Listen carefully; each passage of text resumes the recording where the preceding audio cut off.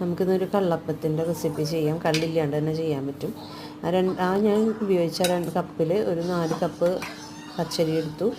അതിലേക്ക് 1 കപ്പ് നാളികേരം, ആവശ്യത്തിന് പഞ്ചസാര, പിന്നെ ഒരു 1/2 സ്പൂൺ ഈസ്റ്റ് ഇടുന്നുണ്ട്, നുള്ളുപ്പ്.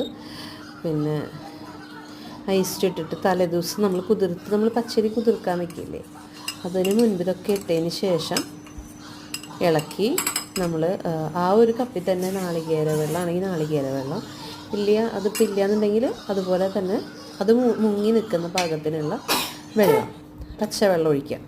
ഇത് രാവിലെ എഴുന്നേറ്റിട്ടാണ് കേട്ടോ. അപ്പോൾ ഇത് പുളിച്ച സ്മെല്ല് വന്നപ്പോൾ കുറച്ച് ജീരകവും പിന്നെ 2 ചുവന്നുള്ളിയും കൂടി ഇട്ടിട്ട് അപ്പോൾ തന്നെ അരയ്ക്കും. ഒരു 2 മണിക്കൂർ കഴിയുമ്പോൾ മാത്രമാണ് നമ്മൾ അപ്പത്തിന് കോരി വീഴ്ത്തുള്ളൂ. അതുവരെ അപ്പം അവിടെ ഫെർമെൻറ്റേഷന് വയ്ക്കുക. 2 മണിക്കൂർ മാറ്റി വെച്ച് എനിക്ക് 2 മണിക്കൂർ മാറ്റാനുള്ള സമയം ഉണ്ടായിരുന്നില്ല, കുട്ടികൾക്ക് സ്കൂളിൽ പോകണ കാരണം. അതുകൊണ്ട് ഒരു മണിക്കൂറൊക്കെ കഴിഞ്ഞപ്പോൾ ഞാൻ എടുത്തിട്ടുണ്ട്. 2 മണിക്കൂറാകുമ്പോൾ നല്ല ഫ്ലഫി ആയിട്ട് വരുന്നുണ്ട് കേട്ടോ. ഇപ്പോൾ തന്നെ നല്ല സോഫ്റ്റ് ആയിരുന്നു കേട്ടോ. അപ്പം നല്ല സോഫ്റ്റ് ആയിരുന്നു കഴിക്കാനായിട്ട്, നല്ല ടേസ്റ്റുമാണ്. അപ്പോൾ ഇനി നിങ്ങൾക്ക് വെള്ളയപ്പത്തിൻ്റെ ആ ഒരു സ്വാദ് വേണമെന്നുണ്ടെങ്കിൽ ഇതിൽ ആ ജീരകവും ചുവന്നുള്ളിയും ചേർത്തത് ചെയ്യാതിരുന്നാൽ മതി.